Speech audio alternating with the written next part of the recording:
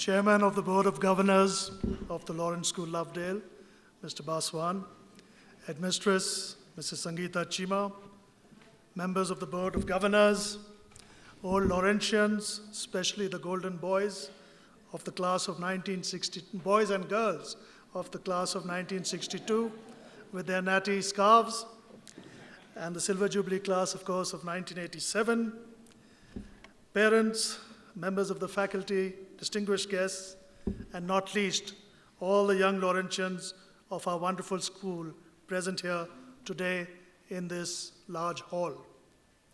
A very good morning to all of you. I must actually begin by complimenting the staff and the students for an excellent parade and march past this morning.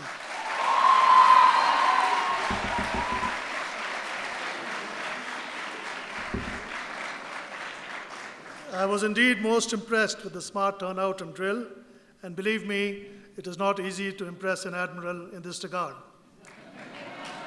And I noticed that there was only one person actually who fell down. It used to be much more in our time. As you can imagine, I am indeed privileged, honored, and delighted to have been invited as the chief guest at this year's Founders. For an old Laurentian, there can be no bigger and greater honor.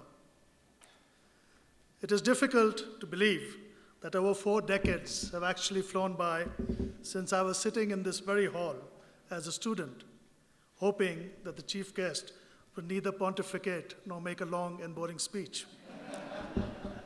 And therefore, whilst I'm accustomed to addressing large gatherings of people, I must confess that I'm a trifle nervous facing this particular audience, especially with so many of my seniors and classmates in the audience, not to mention all the teachers.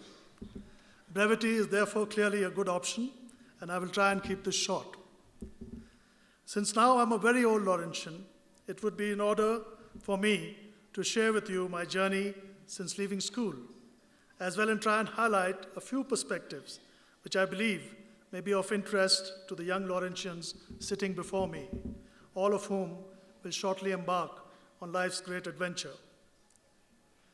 Lovedale taught me many things, but what I think it did most was to spark my imagination. I think it was Einstein who once remarked that imagination is more important than intelligence, and he certainly had the credentials to say so. I learned to dream, and dream big here at Lovedale. Another trait I think I picked up in school was to persevere with one's dreams and objectives despite the trials and tribulations of the real world. In short, never to give in. I'm not sure when we adopted our school motto, and perhaps Winston Churchill borrowed it when he famously acclaimed at Harrow, his own school, during a dark phase of World War II, and I quote, "Never give in, never give in, never, never, never, never, in nothing great or small, large or petty, never give in except to convictions of honor and good sense," unquote. These 2 lessons have served me well, as indeed they have helped countless others in meeting the challenges of life. Nothing moves without a dream, or if you will, without ambition.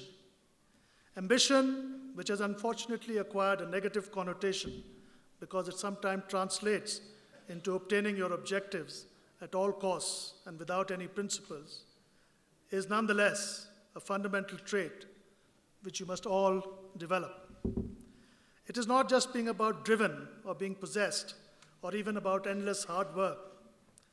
I can only say that to make some meaning of your life, to experience some measure of content, you must want to either be something or do something, or else you will end up as a drifter, and I've not seen too many happy drifters. So dream, for ambition is the spur to all else, whatever it may be, whether you want to be a social worker or a traditional professional like a doctor or lawyer. Without ambition, there can never be any real worthwhile achievement, let alone a pursuit of excellence. Similarly, without perseverance or grit or resolution or whatever else you may want to call it, little is possible, for setbacks and failures are part and parcel of life. So, whenever you come to the end of your rope, tie a knot and hang on. Always remember our school motto, never give in. Good luck is but another phrase for tenacity of purpose. Once you learn to quit, it becomes a habit. We all make our own destinies, and perseverance is a fundamental quality which sustains growth. What else do I remember about school? I think being called 32 strikes a bell somewhere. Besides the wonderful friends, great weather, enormous fun and pranks, unique teachers, and a fully rounded curriculum, I remember reading a lot, as most of us did, in what may seem to the young today as those strange Jurassic days, when, thank God, kids were not overwhelmed by the continuous audiovisual bombardment of television, computers, and mobiles, with the written word being restricted to a twittered text. I loved tales of the sea and was deeply drawn to the ocean, and I really did not go to NDA to join either the armed forces or because of my dad. I just wanted to go to sea. Very soon, I imagined myself to be a swashbuckling mariner, a combination of Nelson and Hornblower and Morgan the pirate, with a cutlass in one hand and never mind what in the other. In short, I caught sea fever, best described by Jane Masefield's poem of the same name. And I quote, "I must go down to the seas again, to the lonely sea and sky, and all I ask for is a tall ship and a star to steer her by.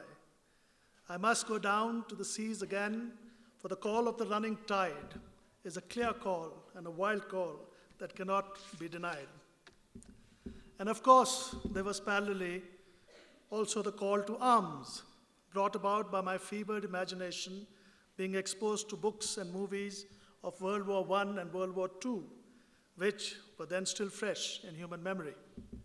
Forgive me for some more verse, but these lines from Achilles say it all. "And out spake brave Horatius, the captain of the gate, to every man upon this earth death cometh sooner or late. And how can man die better than facing fearful odds for the ashes of his fathers and the temples of his gods?"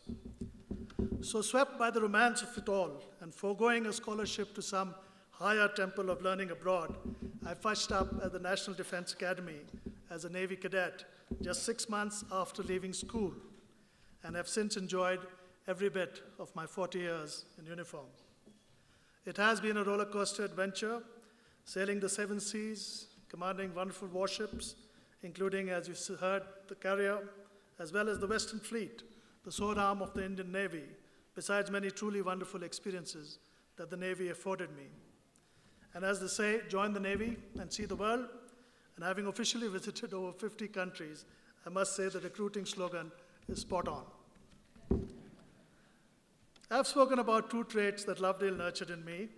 Now let me dwell in brief on the 2 things that life has taught me, and almost everyone my age.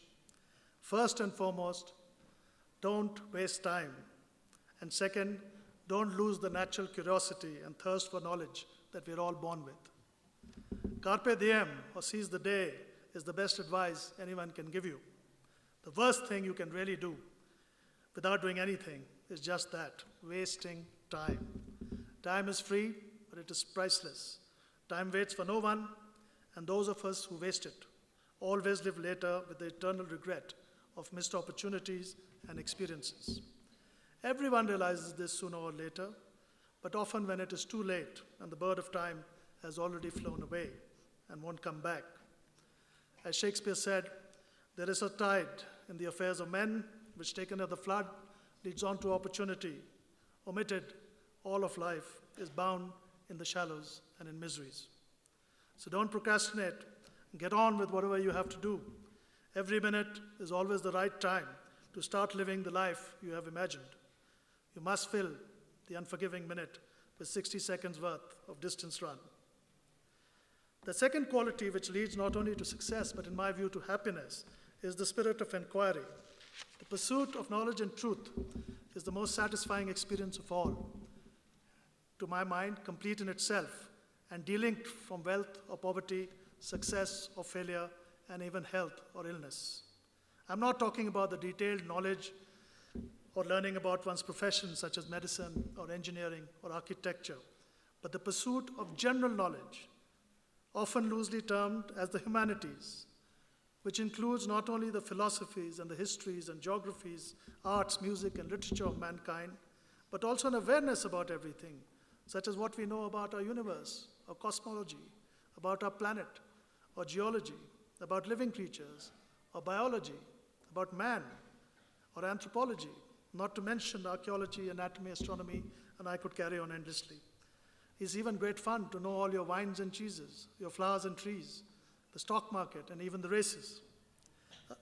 The more you know, the more you'll want to know, not for any purpose or objective, but for knowledge itself, and it will make you a fuller and happier individual and a member of society.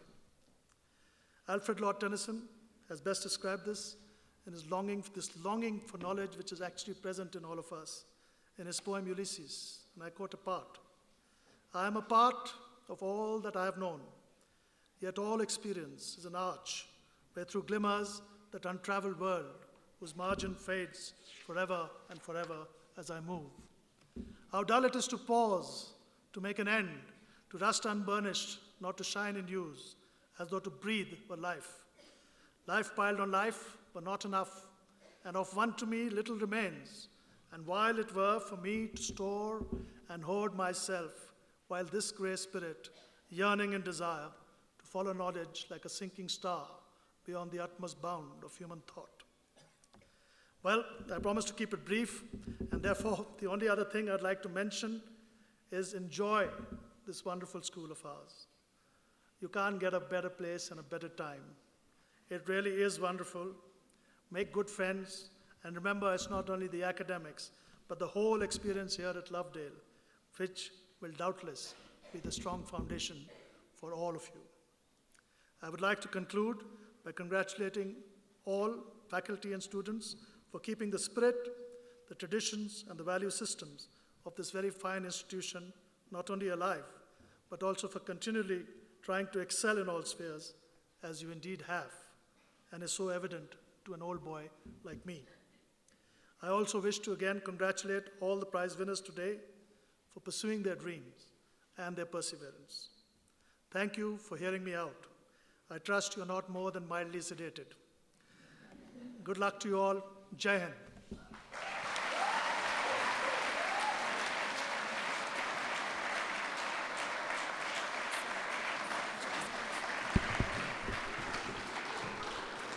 If I may have the honor to present a small model of a naval platform to the school on this occasion, may I ask the headmistress to kindly come and accept it for the school.